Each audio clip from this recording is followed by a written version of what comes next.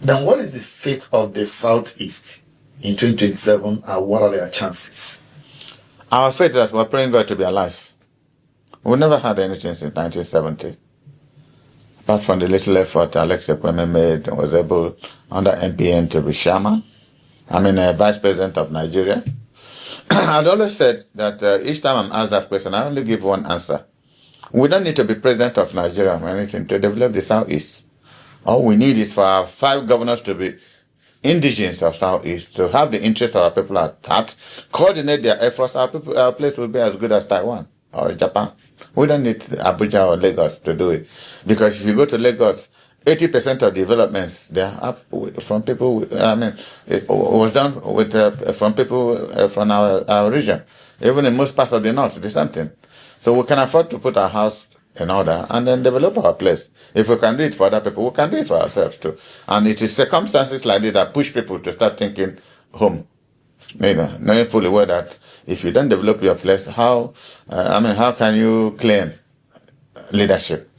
When the war started, people ran home to find out they don't even have a place with their families to stay. That's why at the end of the war, people started building houses, the whole of the Southeast.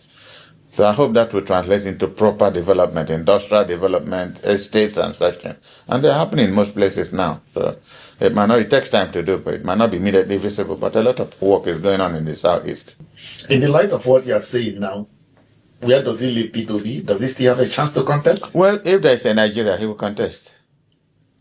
If there is a Nigeria, politically speaking, I think P2B has one advantage. He has gone beyond the call of duty being an Igbo man.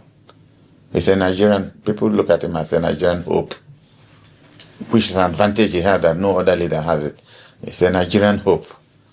Those who don't trust President Tinubu, most of them trust P2B. They believe he can make a change. Again, that is, thank God you use the word trust. That is where trust becomes valuable, becomes something you can look forward to. Most Nigerians who have lost faith in the political process pray and hope that Peter will emerge to become the future of this country. That is genuine trust. If somebody can lay his future, himself, his family, and give it to one man, that's a lot of trust. And I believe that he cannot abuse it. He will not disappoint if God gives him the opportunity to be president of this country, if there is still a country. Why do you say there's still a country? Yes, you can remain in a place without it, and it's not a country. Once you balkanize a place, it's not a country. Because I don't know what is coming up from the north. A lot of meetings are holding on in different parts of the north. Nobody knows what is going to come up. So we're in a dilemma. The dilemma is the kind of situation that happened in the morning. You hear Ojukwu make a big speech. In the evening, Gowon replies him. And we continued this for about 2.5 months I think it was up to 2 years from the coup of 66. A few months, and then the civil war started. To the ordinary person on the street, you'll be excited. Ojukwu is going to speak in the evening. He speaks very well. You listen. The next morning, go on with this, I will crush this, I will do this. We didn't know crushing meant that people would die. Until the civil war started, and people started dying, and we saw the meaning of speaking English in the morning. So again, you can see the trouble rearing its head again.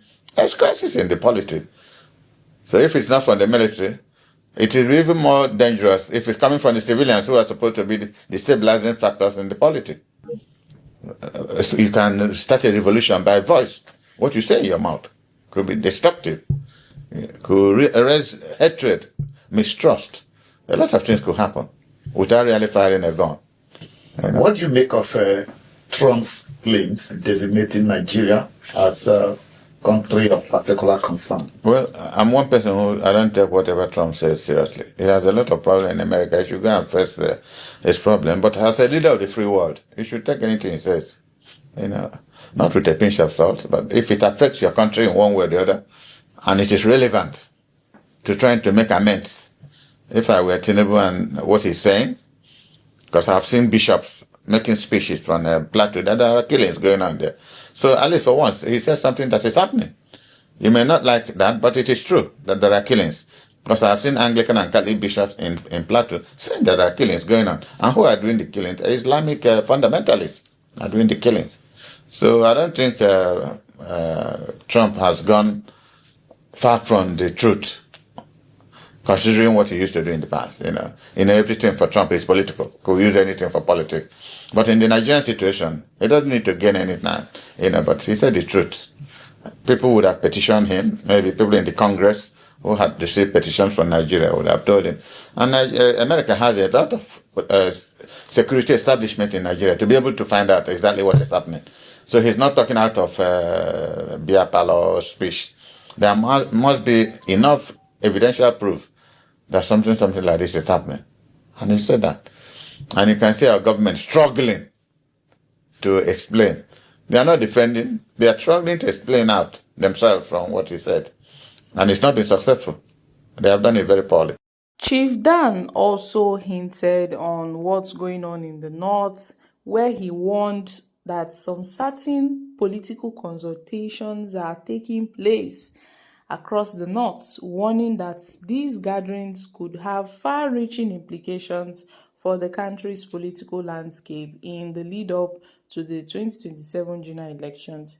You see, according to him, these meetings may appear informal, and they involve high-profile political actors, religious leaders, influential stakeholders whose decisions could shape Nigeria's future leadership. But nobody really knows what's cooking in the north. But he's revealing to Nigerians that a lot of meetings are going on and nobody knows what is going to come up. But something is definitely cooking in the north. He also stressed that political strategizing is an expected part of any democracy, but expressed concerns about the secrecy that surrounds these sessions. According to him, lack of transparency in these consultations raises questions about inclusivity, national balance, and equitable representation of all regions, where he warned against attempts of considerate political power along regional or ethnic lines, arguing that such maneuvers could really break our country, to lead to divisions. Meanwhile, he also said Peter Obi remains the best. Peter Obi remains the best politician so far. Peter Obi is the one that would save this country. Peter Obi is the only hope of Nigeria and nobody else. If it is not Peter Obi, then nobody can save this country. So far so good. He has underscored the importance of open dialogue, transparency, collaborative planning in ensuring that political process benefits the nation as a whole rather than a select group, where he advised southern politicians and encouraged them to remain vigilant and build a stronger alliance across regions to safeguard fairness in the 2027 political race.